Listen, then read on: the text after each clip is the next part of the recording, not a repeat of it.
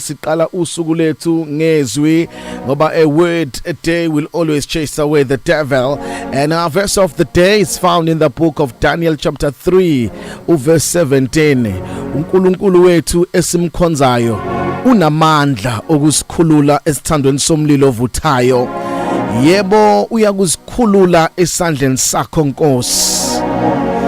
Amazwi okuba fearless, amazwi okuba bold akhulunywa abafana abathathu oShadrach noMeshach noAbednego.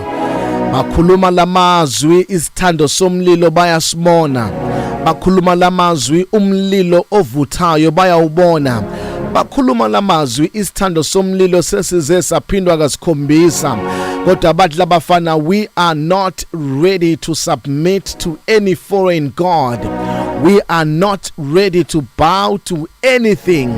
But noma isithando somlilo singaphindwa kasikhombisa, kodwa sikwaziyo uNkulunkulu wethu esimkhonzayo unamandla ukusikhulula esithandweni somlilo ovuthayo. Wathi ngikhulume nomuntu namhlanje ekseni othi nkwanyana ngivuka nje kunesithando somlilo esiphambi kwami, kunesithando somlilo engiyakuse emsebenzini, kunesithando somlilo esihlasele ifamily yami, kunesithando somlilo esihlasela umshado wami. Kodwa namhlanje ngifuna uvuke usho lamazwi, ume ngeinyawo noma inyembezi zizehlela, bese uyamemeza uthi uNkulunkulu wami engimkhonzayo unamandla okungikhulula esithandweni somlilo ovuthayo. Noma lingabonakala ilangabi lingakanani, noma ungabonakala umlilo uvutha kangakanani, but declare these words phezu kwempilo yakho. Noma usuzame konke okuzamayo, ubone ukuthi isithando somlilo esiphambi kwakho sicima, siphela, sidluli. Thana uNkulunkulu wami engimkhonzayo unamandla okungikhulula esithandweni somlilo. Yenza lento abayenzayo labafana, bakhuluma labafana umlilo uvutha, bakhuluma into abafuna ukuyibona, abayikhulumi lento abayibonayo, abadescribe nokuthi umlilo uvutha kangakanani, abadescribe nanombala womlilo, kodwa into abayikhulumayo bakhuluma ngoNkulunkulu wabo. Mabebona isithando somlilo nenkosi batshela inkosi nomlilo ngoNkulunkulu wabo, abakhulumi ngomlilo ukuthi unjani, kodwa bewubona bathi noma ukhona uvutha, kodwa uNkulunkulu esimkhonzayo unamandla futhi uzokusikhulula. Basho abakakhululwa, basho babheke khona, basho umlilo uvutha ngoba sikhuluma amazwi aphambana nomlilo ovuthayo.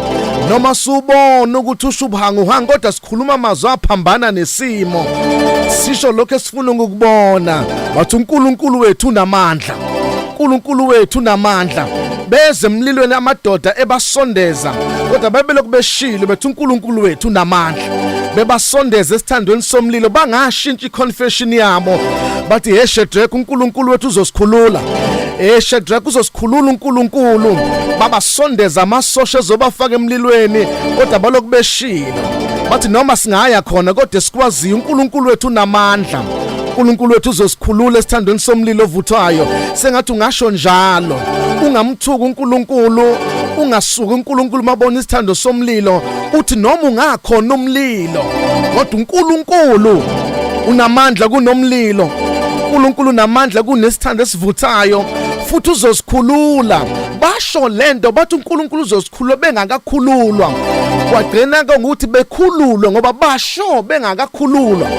Ngoba into uyikhuluma ingakenzeki ize yenzeke, mawuyikhuluma usuku uyidala.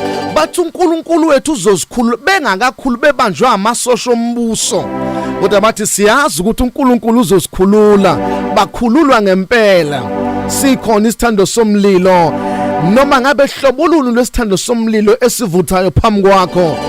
Vuka namhlanje ukhulume, vuka namhlanje umemezele, vuka namhlanje uannounce kumhlaba uthi uNkulunkulu engimkhonzayo unamandla, uzongikhulula kule nyembezi, uzongikhulula kulolu sizi, uzongikhulula kule nhluku engidlula kuyo.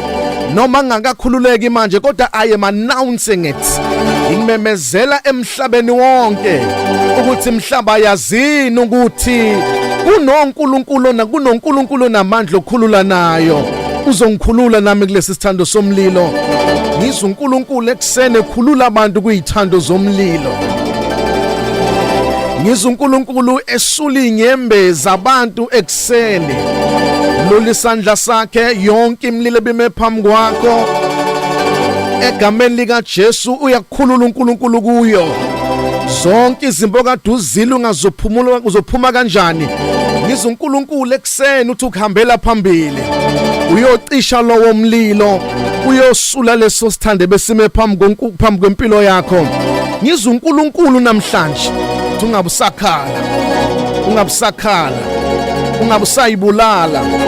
ungabusayibulala ngoba uNkulunkulu uzowucima lowo mlilo. Uzokhulula uNkulunkulu kuleso sithando somlilo.